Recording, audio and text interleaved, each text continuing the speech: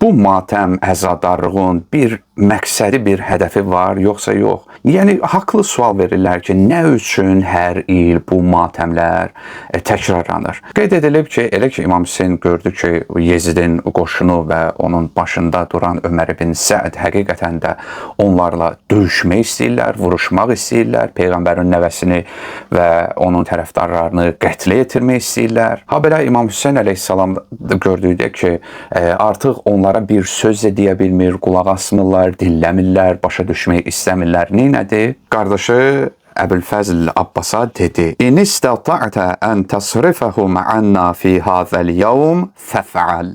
Əgər sən edə bilsən bu gecə onları bizdən uzaq tutasan, bunu et.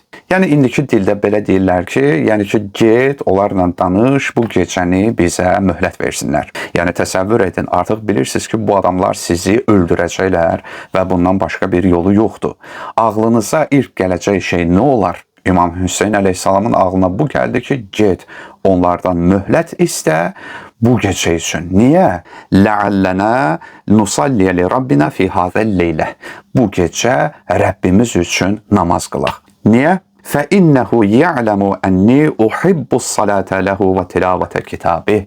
Çünki Allah Taala bilir ki, mən onun üçün namazı və onun kitabını, yəni Quranı tilavət etməyi sevirəm. Fikir verin, İmam Hüseyn demədi namaz qılmağı sevirəm. Dedi ki, Allah üçün namazı sevirəm, namaz qılmağı yox, namazın özünü sevirəm və Allahın kitabını tilavət etməyi sevirəm. Əlbəttə bu bir mesajdır, çünki İmam Hüseyn əleyhissalamı bir xarici kimi öldürməyə çalışırdılar. Bu həm bir mesajdır ki, mən namaz və Quran əhliyəm, həm də öz hədəfini göstərir. Yəni İmam Hüseyn Allah üçün namaza, Qurana görə şəhid olur. Və həmin gecəni də Tasua gecəsi deyilir, Məhərrəmin 9-cu gecəsi ibadətlə məşğul oldular və səhər də baş verənlər baş verdi. Yezidin fikri nə idi? İmam Hüseyn əleyhissalamı Kərbəla adlı bir heç kəsdən bir əlaqəsi olmayan, ucsuz bucaqsız bir yerdə qətl yetirib işlərini bitirsinlər, bununla da məsələ bitsin. Örtbasdır etsinlər ki, bu alınmadı. Çünki Peyğəmbər ailəsini əsir kimi, qənimət kimi bütün diyar bir diyar gezdirərkən cəmaat bildilər ki, bala bunlar Peyğəmbərin ailəsidirlər, bunlar nə xarici. Daha sonra Əməvilər, bunun Muaviyyəsinin yolunu davam edən Yezid və sairələri çox çalışdılar ki, bu günü təhrif etsinlər. Bir sözlə İmam Hüseyn əleyhissalamla bağlı bütün xatirələr geçsin.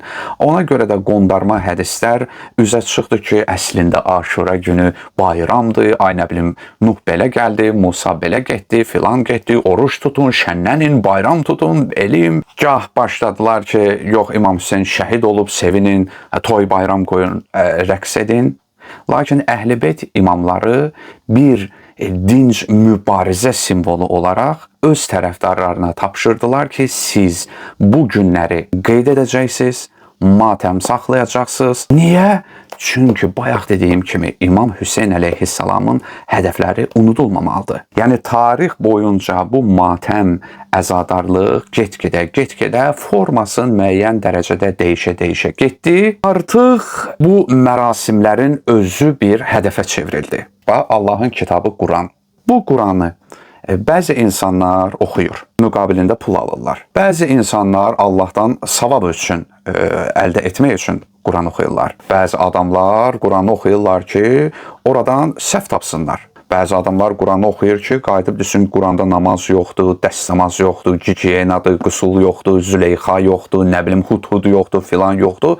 Belə şeylərlə məşğul olsun. Görürük ki, demək olar ki, əksəriyyət bu Quranın zahirində ilişib qalırlar. Bəs Quranın hədəfləri nədir? Quranın hədəfi uğrunda danışanlar nə qədərdir? Bax, bu əzadarlıq məclisləri də bu cür olub. Sıravi cəmaat ta deyilib ki, siz bu məclisləri keçirin, qeyd edin. Bu insanlar da qeyd ediblər. Lakin bu əsrlər boyunca qeyd edilən məclislərdə iştirak edənlərin arasında bəzi insanlar da olub ki, İmam Hüseyn əleyhissalamın hədəfini anlayıblar, başa düşüblər. Yəni məqsəd orada mərsiyə oxumaq, sinə vurmaq, nə bilim, qara giyinmək filan deyil. Bunlar hamısı bir bir vasitədir. Bu xatirə yaşansın. Hansısa bir xətib gəlsin, çıxsın cəmaatın arasına desin ki, İmam Hüseyn əleyhissalam nə etmək istəyirdi? Bu günləri əza məclislərində ki, İmam Hüseyn deyir, mən Allah kitabını oxumağı çox sevirəm. Bu Quran kitabı bugünkü İmam Hüseyn məclislərində hansı mövqedədir? Hardadır? Nə qədər Allahın kitabından danışılır? Nə qədər Allahın kitabına, qiraətinə vaxt verilir? Bu qədər ki, mərsiyələr oxunulur, onun heç olmasa yarısı qədər Allahın kitabı oxunulurmu? Axı İmam Hüseyn dedi, Allahın kitabını sevirəm, namazı sevirəm. Bizdən nə qədər danışıqlarımızda imamın aşiq olduğu namaz haqqında söhbətlər gedir.